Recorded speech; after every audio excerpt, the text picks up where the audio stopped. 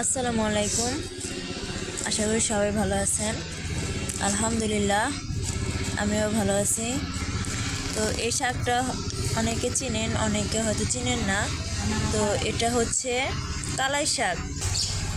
তো এটা হচ্ছে কলই শাক। তো কলই শাকটা মূলত হচ্ছে আমরা যেই খাই, পেঁয়াজি খাই, যে খেসারির যে ডালটা আছে সেই ডালের একটা শাক। তো এই শাকটা অনেকেই খায়, অনেকেই খায় না, তো আমরা খাই। তো শাকটা কিন্তু খেতে অনেক মজা হয়। তো এই শাকটাই আজকে ভাজি করে দেখাবো আপনাদেরকে। তো যারা খান না তাদেরকে বলবো একবার অন্তত ভাজি করে খেয়ে দেখবেন, ইনশাল্লাহ আপনাদের ভালো লাগবে। তো শাকটাকে এভাবে কুচো কুচো করে কেটে নেওয়া হইতেছে।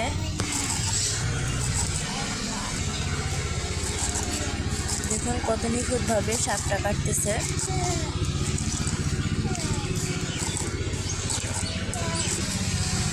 তো এই শাকটা ভাজি করার জন্য আমি এখানে নিয়ে নিছি রসুন কুচি, কাঁচামরিচ কুচি, পেঁয়াজ কুচি আর হচ্ছে গোটা কাঁচামরিচ।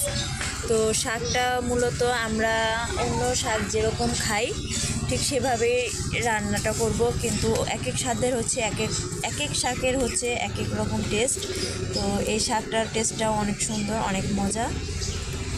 তো যখন শাকটা ভাজি করব সেই ভিডিওটা আপনাদের সাথে শেয়ার করব। রান্না করার জন্য প্রথমে শাকটা তেলে বাগার দিয়ে নিব।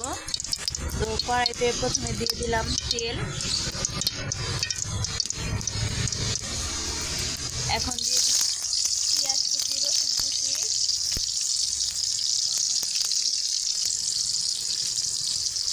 কাঁচামরিচ কুচি। এই শাক রান্না করতে গেলে তেলের পরিমাণটা একটু বেশি লাগে।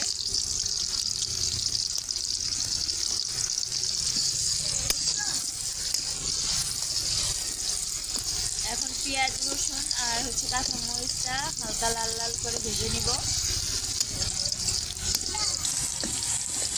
তো পেঁয়াজ, রসুন, মরিচটা লাল লাল করে ভেজে নেওয়া হয়েছে। এখন শাকটা দিয়ে দেওয়া হচ্ছে।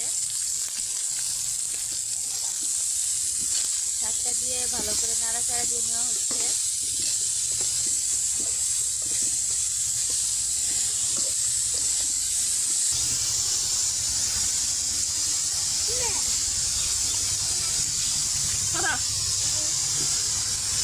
এখন দিয়ে দেওয়া হবে পরিমাণ মতো লবণ।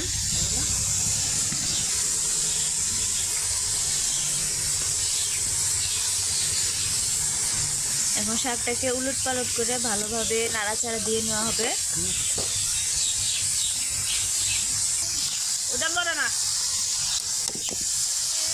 তো শাকটাকে ভালো করে উলট পালট দিয়ে নাড়াচাড়া দিয়ে নেওয়া হচ্ছে।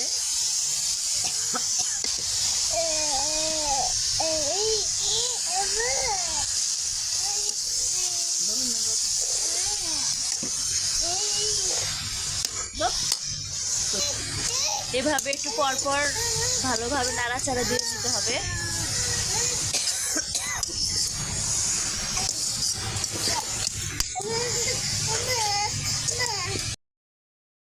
তো আমার কালাই শাক ভাজি করা হয়ে গেছে। তো এক একটা শাকের হচ্ছে এক এক রকম স্বাদ বা এক এক রকম টেস্ট। তো এই শাকটারও একটা ভিন্ন রকম টেস্ট আছে। তো যারা খান না তাদেরকে বলবো আপনারা একবার ট্রাই করে দেখবেন, যে খেতে অনেকটা ভালো লাগে, অনেক মজা হয় বা মজা আছে খেতে। তো আপনারা খেয়ে দেখেন। আমি তো খাই, কারণ আমি আজকে রান্না করছি। খেতে কিন্তু অনেক মজা, বারবার বলতেছি, যারা খান না তারা একবার ট্রাই করে দেখেন। তো ধন্যবাদ সবাইকে আমার ভিডিওটি দেখার জন্য। ভালো থাকেন, সুস্থ থাকেন, আল্লাহ হাফেজ। আর আমার ভিডিও যদি আপনাদের ভালো লাগে তাহলে অবশ্যই আমাকে সাপোর্ট করবেন, আমার পাশে থাকবেন। ধন্যবাদ।